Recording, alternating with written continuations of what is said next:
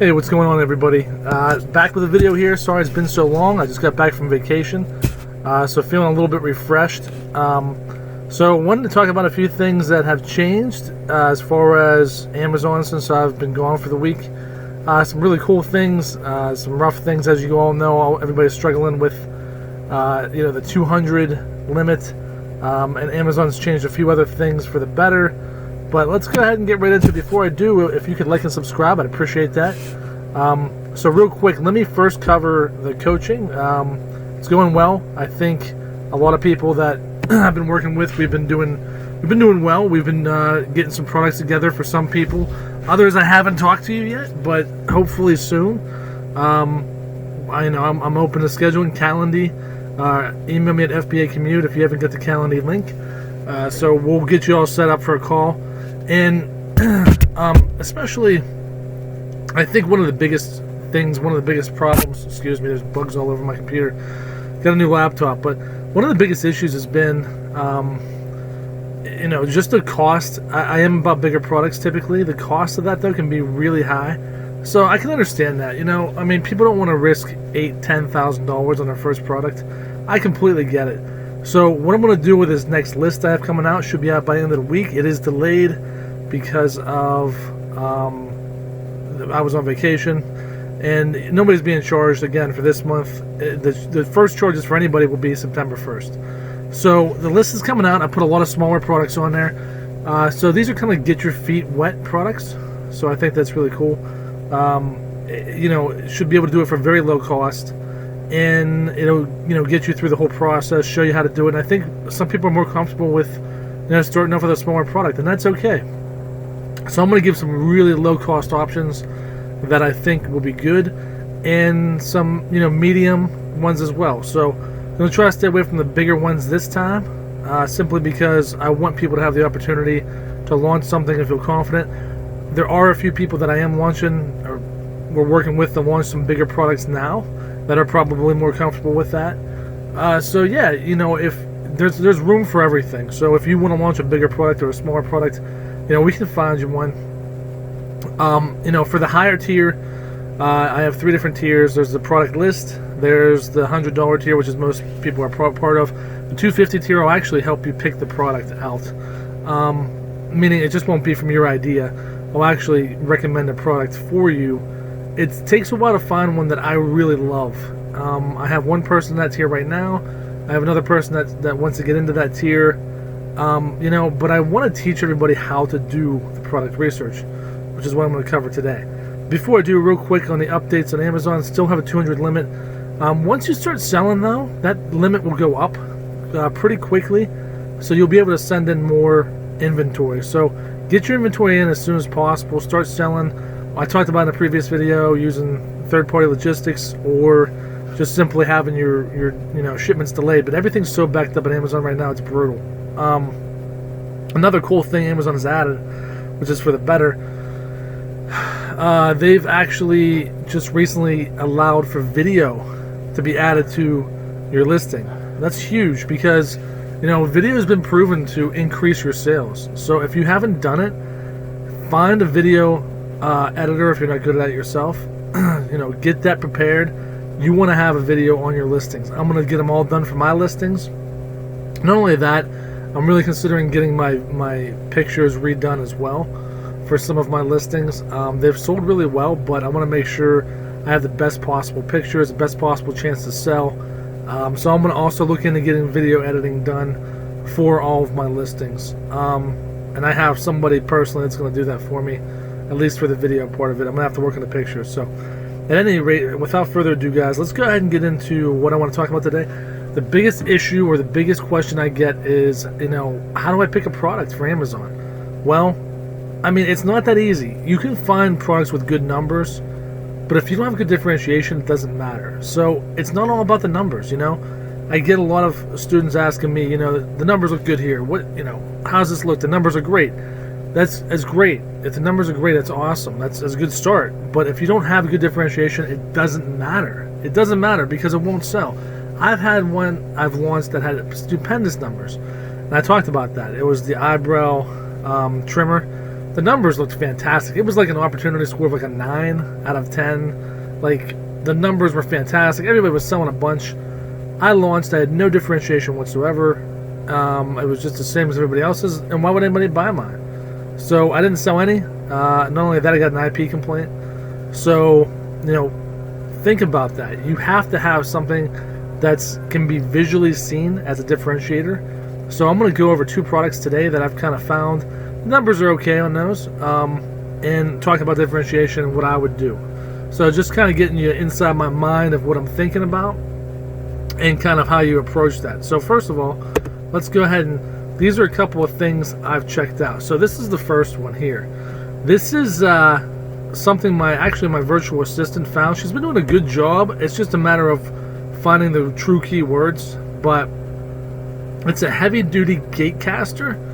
Now, for those of you that don't know what it is, because I didn't really know, so what it is, it's just like a big wheel that goes on the bottom of your gate that can absorb so much weight. So if it's a really big fence, if you can see in some of these listings, and here's how you could possibly differentiate something like this, but this says 130 pounds, and this one comes with 2-inch, or I don't know if that's 2 Gatecasters, 2 4-inch. So some of them do different weights, and if you have a bigger fence, it has 125, it's 130. This is up to 600 pounds. So, you know, there's a differentiation there, but this is a very hard product to differentiate. Now, you can differentiate it on the quality. You can differentiate it on the weight. Obviously, there's different models, as you can see. You know, they have a kind of a suspension system. And the price varies depending on what you're getting. So, you know, this one does a 220 load, right? So the question is this selling better than other ones? But the sales are actually pretty good for this. I'm going to pull it up on my Jungle Scout. I have been using Helium 10. Be honest with you, I still prefer Jungle Scout extension. I'm just so much faster at reading it. I still prefer Jungle Scout search. There are some other things I like Helium for, like the ASIN lookup tool. It shows you which products you can are organically ranked for and what terms you're organically ranked for. There's a lot of really cool tools for Helium, and I'm still just getting into it, but I do prefer to have I just prefer Jungle Scout much more than Helium. That's just me. I'm not saying it's bad. So let's check this out. So they only have 33 reviews. They're selling 6 a day. The price is pretty high, but they have a 220 pound one, so it's a better quality item. So they're actually doing okay. The revenue is not anything fantastic, but it's not a failure by any stretch. It's a decent product. I don't know how much they're spending on PPC. So according to this, their fees, you know, $9.86. They're netting 33. So let's say they probably pay $10 or less for that. So they're netting $20-some. It's $120 a day. Let's say they're spending, you know, $30-40 on PPC. So they might be making $70-80 a day. That's pretty good. It's not bad at all, and they don't have a lot of reviews. So the numbers are here for this product. Like if we pull it up, the numbers look pretty decent. Nothing, you know, it's not amazing, but you could sell in this market. So anyway, so you could definitely sell in this market. So for those of you who didn't see it, there was a spider crawling on my hat. That freaked me out, man. I just jumped up and like. So anyway, let's go ahead. I'm outside right now, if you guys haven't noticed. So yeah, there's some people doing some decent sales. Like they have 3 reviews. They're doing 10 sales a day at $23. Probably not making a ton. I like that $40 one and heavy duty one. But there's not. My point here being, there's a ton of low reviews. You can definitely break into this market. Like this guy's killing it at, you know, 78 sales a day. But here's the thing. This market, you can break into it, yeah, but that's different. But the thing about it is, like, you know, it's hard to differentiate it. There's not a whole lot to it. You could include 2 or something like that. You can do a heavier duty one. The key here is to have good pictures, good reviews. That's going to get you the sale. So they have 26 reviews. They're doing 23 sales a day. At $40, they must have something. I mean, it's black, so the color's a little different. But it could do up to 200 pounds. So seems like the heavier duty ones are doing well here, but there's not a ton of ways to differentiate this, right? It just shows how it's connected to. That's kind of neat. I think instead of underneath, you can just screw it in, so that's appealing to some people. So the design's a little bit different, but you could make money here. You could launch and make money here. There's just not a ton of ways to do differentiation, so you got to make it visual. This just seems to be a nice, clear picture. The listing's actually really basic, but there's not a whole lot to tell here, and I don't know that this is any kind of, like, this is probably just a private label brand. You know, I don't know that they have any kind of like following. I've never heard of that brand, but then again, I'm not looking at Gatecasters either. So point being is, you know, there's not a ton of ways to differentiate this, but the market is ripe with low reviews to jump on. So you could possibly get into that without, you know, having to have any kind of amazing differentiation. But I would make it at least a heavier duty one, have a different design. Make sure you check patents as always. So yeah, you know, you can see too, they have 255 reviews. They're only doing one sale a day. So, and they actually have great reviews. So there might be something in the design people don't like. I mean, they have 20 reviews. They're not doing any sales. So, you know, it really does depend. It's kind of like hit or miss. You got to find a good design. You got to find what people like about that, but not a great product to be able to differentiate. That's my point. So let's go ahead and talk about this other product I've been looking at. And here's a good way you can do that. So I didn't know what this was to begin with. I went on YouTube. I looked up spring-loaded Gatecaster, right? And it shows you what it is and how it works, the whole deal, right? So, and what's more is you don't know if these people are getting, you know, Facebook ads or something that's pushing from the outside either. So that's another thing we don't know for sure. But I mean, the market's there. The reviews are very low. The demand's okay. You could definitely break into it, but you need a cool differentiation. But this shows you what it is and how it works. And it's just one of those products that's just hard to differentiate, frankly. So this hydraulic wire crimping tool, okay? So let's look that up. And that's another product I was looking at. Let's type that in. Hydraulic wire crimping tool.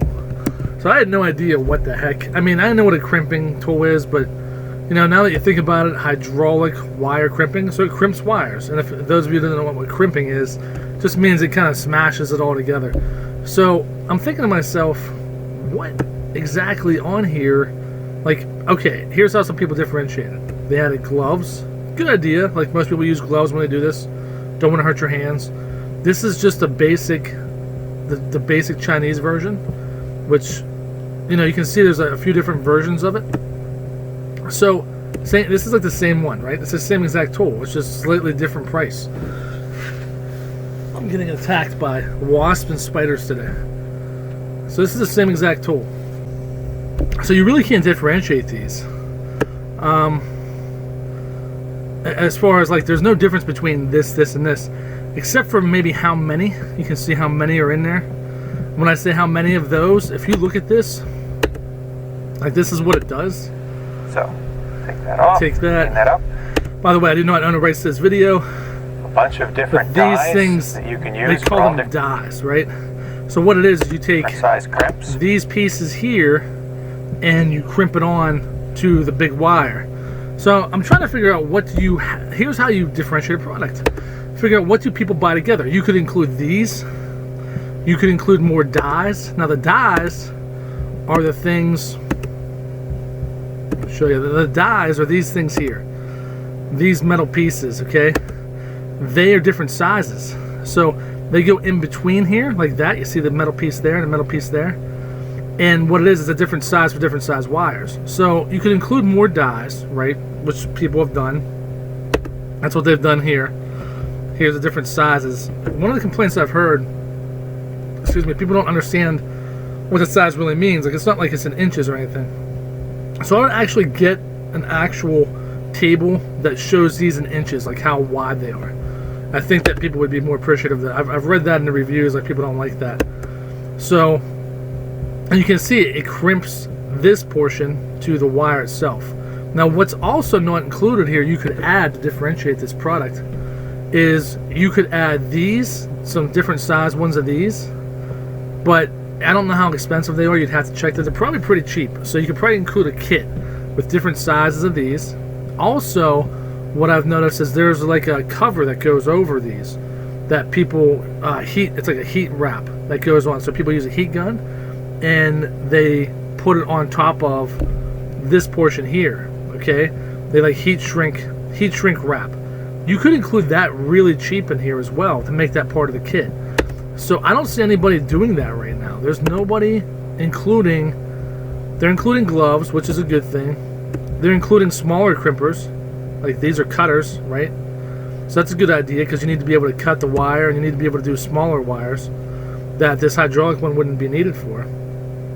But I don't see anybody including the heat shrink wrap that everybody uses that goes around it. You could even include, so you could include a glove. You could include a pair of gloves. You could include, you know, obviously more dies. You could include, these are the gaskets. You can include those as well. You can include a smaller crimper for smaller wires. You can include the pieces that go with it that I showed you, the metal pieces that it crimps to, and the cover, the heat shrink cover that goes over it, which is really cheap, and you can add that in and you can charge a few more bucks for it. So that's how you differentiate yourself for something like this. There's a lot of opportunity here because, okay, here we go. So they're including these pieces in here, looks like. Maybe it's just part of the picture. But they don't have a hydraulic one here. So what I'm saying is include these, include the heat shrink, if that is heat shrink wrap. Yep. Terminal connectors. Alright. So they include just a couple, but you can include a small little kit with a plastic case. Okay, this isn't for hydraulic one, but you can include the hydraulic. Okay, and you can include a smaller one. My point is there's a lot of options here to bundle and to make the product better. I don't see anybody doing a hydraulic one. Now maybe I'm missing it, but I don't see anybody doing a hydraulic one. They have the gloves and they have a smaller crimper and they have the dies, right? But they don't have the connectors. They don't have the heat shrink wrap. So you could do that, and you can create a little kit, a little plastic kit that has different sizes of these here. I'm not even sure what they're called. That's what I mean. I didn't know anything about this. I had to look it up. I'm not much of a tool guy. I had to look it up, and I had to see, you know, what it actually did. It's actually really neat if you're doing big wires. So much like this plastic, okay, you could include the metal pieces, such as these in different sizes. You could include the dies would be in the case, and you could include the metal pieces with it. These things here in a plastic case with some shrink wrap that goes around it after you're done. So the best way to do this, if you're looking at items and you're like, I don't even know what the heck that is, what it does, go to YouTube, look it up, see what it does, see what people are using with it, and of course you can always go to, and I think Helium does this as well, but you can simply go down to what are other people buying, you know, frequently bought items that are related to it, and you can include those. So, you know, you could click on it, like for example, these are all exactly the same. I'm being attacked by wasps and spiders today. So yeah, you could go down to like frequently bought together. It should have some, so there you go. Frequently bought together. There you go. Include those, which I don't see anybody doing for the hydraulic one. And also the shrink wrap, which isn't here, but I saw it in the video, which everybody uses it. So include those two things, and you've got a better product right there. Include the gloves, the smaller one, you have a full kit there. That differentiates you from the crowd. Does that make you 20 or 30% better than the next guy? Absolutely. This guy he has 18 ratings. He's the hydraulic crimping tool Amazon's choice. You know, he has 18 reviews. It's nothing. He's only doing one sale a day though. You know, he's no different than anybody else. It's exactly the same tool and same color as everybody else. This is the same as, you know, 15 other people on here. He's not differentiating himself. He's probably spending a ton on advertising, and he's not differentiating himself. And he might just be going after that keyword. You got to differentiate yourself. You've got to find ways to make it better. And by bundling, that's one of my favorite ways. Anytime something has multiple things you can use that are fairly cheap to add on, this says medium demand, high competition. But you can still break into this market. There are people doing it. You know, 14, they're selling 4, but it's no different. They're not doing anything different. The ones that do things different will be the ones that win this. That's what I'm trying to tell people. It's not all about the numbers. You could break into this and you could do well if you included things that other people aren't including that you're going to need anyway. So think about that next time you differentiate a product. Think about, how can I make it better? How can I add value to it? And then maybe do it cheaply. That heat shrink wrap can't be very expensive. Those little metal pieces that connect to the end of the terminal, they're not very expensive. You could add those for probably $5 or $10, and you could charge at least that, or not more, and you can make more sales in your competition. So think about that when you're doing a product. It's more about creativity a lot of times than it is about the numbers. The numbers can be great, but if you can't differentiate that product, don't even try it, because it's not going to do well unless it's very early on and you're just getting into it when everybody else is. So hope that helps, guys. Please hit me up on FBA commute at gmail.com if you have any questions. Hit me up at the Patreon, FBA commute /FBA commute, if you want to sign up for coaching, although I think I'm about full right now. I do have a list that comes out every month. I tend to go towards bigger items. This month will be smaller. If you guys have any questions, any other concerns, please let me know. If you have anything you want me to talk about, I'd be happy to do that. I'm going to try to make more videos here now that I've got the laptop and I can kind of escape the home for a little bit. But hope you guys are all doing well, and have a great day. God bless.